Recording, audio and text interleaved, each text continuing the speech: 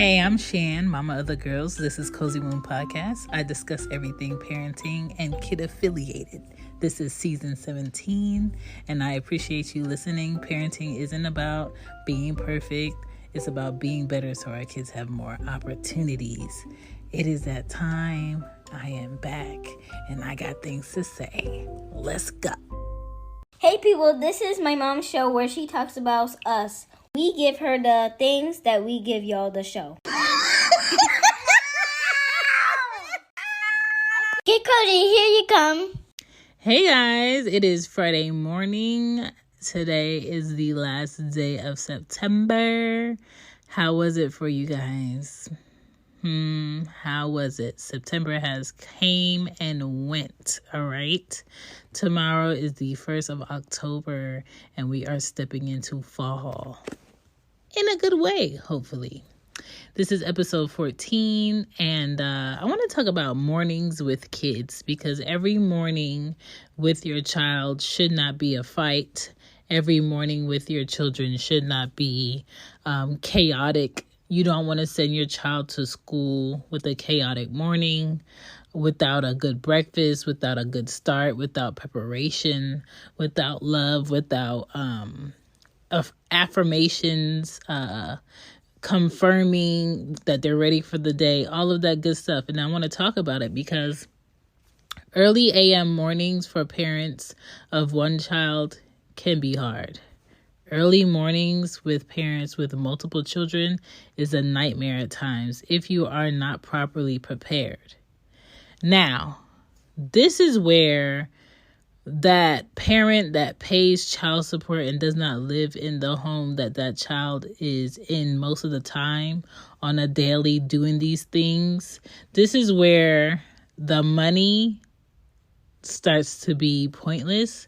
Because if you are not there in the mornings to help, in the afternoons to help, and at night to help with the load of effort that another parent has to give children, it's kind of pointless that you even exist in their minds during these times, because you can't help not being in that home. You can't assist with breakfast. You can't assist with making their lunch. You can't assist with combing hair. You can't assist with toothbrush brushing and tongue cleaning and washing of the face. You cannot assist with giving medicine to one and not giving one to the other. That is all on that main parent, okay? And it's not that you shouldn't get any credit for being a parent. You should, but it's hard to do when you are not in that household. It's hard to do when a parent lives out of the state. It's hard to balance that out and show appreciation when it's not a thank you that parent is looking for. It's a help me that parent is looking for. So just think about that. But for me, I try to wake up the oldest, most independent kid first, because it saves yourself the frustration. It saves yourself having to be super hands-on each step of the way. I like to prep the bathroom. I prep the room, and I prep the table. Set up the lunch boxes a day before. I prepare the snacks, usually on Sundays for the weeks. So the chips are in one container, the goldfish is in one container, the juice is in one area of the fridge, the cheese is with the meat, the avocado spread is there, the bread is prepared. Breakfast, I already know what I'm making them for breakfast. I take the waffles out.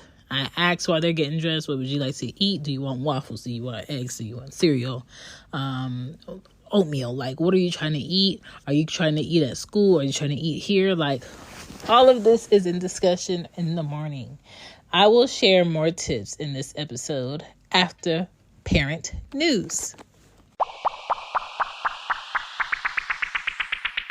Now it's time for parenting news, because there's always something going around about parenting and kids. Parenting news, it is October tomorrow. So let's talk about it. Early voting is in October. I want to say it starts on the 17th of October for Georgia. So be prepared. Check your ballot for where you live. Research the people and see who you're voting for. As far as like events that is happening in October that involves families and kids, October 3rd, there is a Lego event, fall fun at a McDonough Public Library. And October 1st, tomorrow at Botanical Gardens, they're having a family event from 10 a.m. to 12 p.m. October 1st, also at the High Museum of Art in Atlanta. There is a Toddler Saturdays from 10 a.m. to 1 p.m. I want to say I took Anya there once and with a friend of mine, and they do like painting and like craft stuff there, and it gets really busy, so just be prepared for that. Also, as far as like food, veggies at Kroger last week was recalled due to listeria concerns, so be mindful about that. Please wash your apples. Wash your fruit that cannot be peeled. Please be mindful of the salad, the pre-made salad. Please check for any recalls on that. I don't want anybody getting sick. They found out that fetuses can react to taste and smell while inside the womb, which makes a lot of sense because Aria never allowed me to have salads or smoothies while I was pregnant with her. She hated vegetables and she still hates vegetables. Anya never allowed me to be anywhere near mango, have anything that smelled like mango, and I couldn't eat bananas the whole time I was pregnant with her, but she does eat bananas. So being pregnant is weird. It's a place. In Philly news, there was a Philly shooting Sunday that passed that left 4 dead, 16 shot, including a 2-year-old. I'm telling you, Philly is not it no longer. It is not it.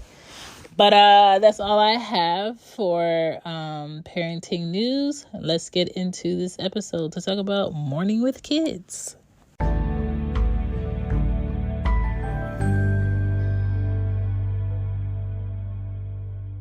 And if you're looking for any Cozy Womb merch or on Mama's Cozy Closet, I got you on sweatshirts, mugs, long sleeves, and hoodies. I got you. Just check it out. The Cozy Womb shop or Mama's Cozy Closet. Now let's get back to the show. Here we go. Back to the show. Back to the show. I hope that you are enjoying the podcast. If you're interested in helping me, please don't forget to like, share, and review this podcast, this episode, on your favorite podcast app, whether it's Apple, Google, or Spotify, or any other podcast app. Please leave a review. I would love to know what you think. Thanks. The podcast spotlight for today is Toddlers Made Easy with Dr. Catherine, okay? Basically, the title says it all. It gives you the ins and outs on tips on how to deal with your toddler, whether it's biting, tantrums, dealing with them, speaking, all of that stuff, telling them no, all of that great stuff with toddlers. If you're looking for a podcast to highlight dealing with your toddler, check that podcast out.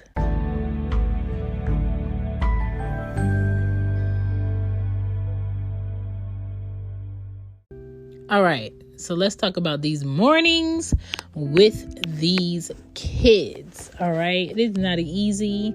It is not you're better than the next person. It is every parent having a format, an organized way to handle the mornings with the kid or the kids. For me, I'm going to give you the rundown and go into detail where I need to. All right, so let's start. I set my alarm for the girls at 5 a.m. That's our early wake up if I'm rested and prepared. I did get some melatonin gummies on Friday, and I tested them out Friday night. In America, the future belongs to everyone. Let's start creating yours with the SUVs of the future. Like Ford Escape, Edge, or Explorer. They all earned government 5-star overall crash safety ratings by the National Highway Traffic Safety Administration. Because the SUVs of the future aren't designed for a few. They're for everyone. Be future ready with Ford SUVs. Government 5-star safety ratings are part of the National Highway Traffic Safety Administration's New Car Assessment Program. For more information, visit nhtsa.gov. And Saturday night, amazing. It's 10 grams of melatonin. And when I tell you, I feel like I have a full rested sleep. When I get up, I feel like I have a full rested sleep. So I do set the alarm at 5 a.m. to get up for early. If I'm still tired, I'll have a second alarm that goes off at 5:20 a.m. That's parent time. That's my time to get the lunch boxes ready, put the kettle on, make my coffee, put in my Bluetooth headphones so I can listen to podcasts or a song while I'm getting the girls ready, wash my face, brush my teeth, get dressed myself so I'm ready to go to the bus stop with them. 5:30 a.m., that's considered a late wake up for me, a late wake up for the girls, because now I'm crunching it on doing hair, washing face, getting dressed, making breakfast, making lunch, checking book bags. Like, I'm crunching it at that time. And while I'm getting up, I'm turning off the fans and I'm turning off the AC because it is fall. It's getting cooler outside. It's hard to get ready and get that blood running in the morning when you're cold and you want to be under your blanket. So I turn it off, right? I wake up the oldest first. I put a washcloth in the bathroom for each of them. I put the toothpaste on the toothbrush so they ain't got to worry about toothpaste being everywhere. I put mouthwash in the little mouthwash cups that you could get at Bed Bath & Beyond. Or you could get them at your pharmacy, maybe your grocery store sometimes. And it's just a throwaway cup. Q-tips, I wet one tip and leave the other side dry so they can clean their ears. Please do not leave Q-tips for a child that you cannot trust to clean their ears. Clean it for them. And then I grab the lotion and deodorant out the bathroom and put it in my room. My room is where they get dressed because I can sit and fit on the bed. I grab their clothes after they take them off, put it in the hamper. I wake up the second kid at this time because they're two girls. I don't want the arguing. I don't want the fighting to use a toilet when there's two bathrooms in here. I don't want the pushing at the sink. I don't want the back and forth. I don't want, oh, it's too hot. None of it. I don't want any of it. It's better to wake them up separately. I repeat the same thing I did with kid 1 with kid 2. I pull out the nightlight out the walls because if I don't, they'll leave it in there all day. I help them get dressed. Ari wants to wear stockings and skirts and dresses all the time. She hates putting on pants. She hates wearing shorts. So there's that. So sometimes it's still a back and forth with her in the morning. Anya doesn't really care. Anya, I just have to make sure she puts on deodorant because them pits be kicking, okay? Make sure she lotions properly. She lotions like a boy, meaning she misses a lot of spaces and stuff. Anya gets dressed quick, so she usually puts the snacks in her lunchbox quicker. She tries to sneak more than she needs in there because she's greedy. She can make her own breakfast. She's been making her own eggs. Or she'll have cereal, or she'll have a waffle, or she'll just eat at school. I try to clean up their PJs at my room, make them go spread their bed, clean their room because they have toys all over the place. I'm not cleaning up a whole bunch of stuff after y'all leave and go to the bus. That's not fair. So I help them do it themselves before they leave the house. Cook breakfast, set up breakfast, clean the bathroom, throw away the cups if they didn't, make sure the washcloths are out of the bathroom, close the toilet, flush it if they forgot. I bag check, make sure they have everything in their bags and their bags are zipped and closed. I sign any papers that need to be signed that weren't signed on Sunday. I pack the lunch. I comb the hair. I allow them to watch TV. Aria, the youngest one, you kind of have to watch as she's watching TV because she will completely forget there's food in front of her and take all day to eat, and we ain't got time for that. I turn off any unused lights that we're no longer using. I check around for homework, being on desks, on floors, and pencils. I do a mask check to make sure each of them have their mask. And if I don't give them their mask and I forget, their school gives out masks at the door. I wait for the bus alert that comes to my phone through an app. Check with your school to see if there's an app for the school bus that tells you what distance the bus is from where you're at. That way you're not going out there standing for too long. I do not allow the girls to stand at the bus stop by themselves. I take them to the bus stop, or my mom takes them, or I pick them up from the bus stop, or she gets them from the bus stop. But I don't want them standing at the bus stop because there are people lurking and watching your kids that you cannot see, and you just have to be on top of it.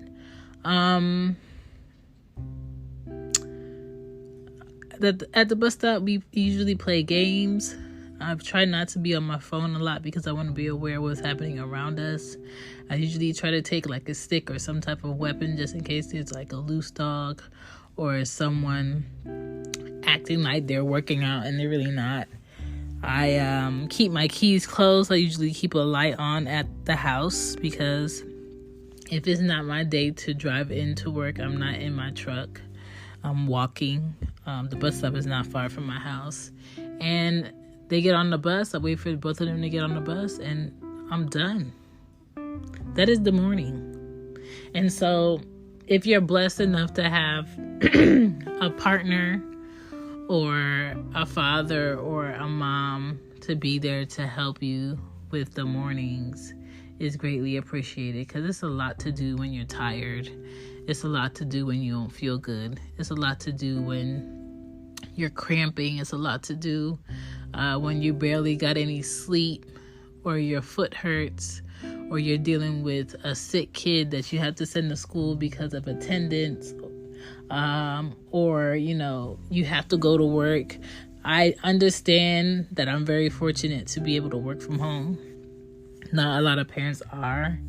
And I feel like it's unfair how jobs and their time frame doesn't connect or flush well with the fact that people have kids that have to get ready in the morning also, and they have to take a bus. And even if you want your employee to be at work at 7:30, it's really not feasible for people who have to wake up at 5 a.m. to get themselves ready, multiple kids ready, and get them on a bus safely. Get them to school safely. Because let's say if I did all of that, got the girls ready before 7 o'clock, even if I took them to school and waited in the parking lot, I can't allow them to walk in until 7. So, society and work life does not flush well with parenting today, because the hours that the youngest kids go to school make no sense for the time that older kids be at the bus stop when it's brighter outside. Young kids in elementary school be at the bus stop when it's pitch black outside. High schoolers be at the bus stop when it's bright outside. It should be flipped. I'm just saying, make it make sense. But if you needed some help on how to organize your mornings, take some tips from what I did. Preparation goes a long way. Putting the hair stuff on the table the night before goes a long way, so nobody's dropping anything or leaving doors open. You're not hitting your toe. You're not stepping on toys. You're not trying to get backpacks together early in the morning because you forgot. No one's trying to rush to do homework because it should have been done the day before. All of this stuff, the chaos does not have to be there if you prepare. My name is Shan. This is Cozy Womb Podcast. Thank you for listening. Don't forget to share the pod, share a tip. Tell me what you thought about today's episode. And today is the last day to get your 15% off with the coupon code on IG or TikTok for the Cozy Womb sweatshirt. Till then, peace.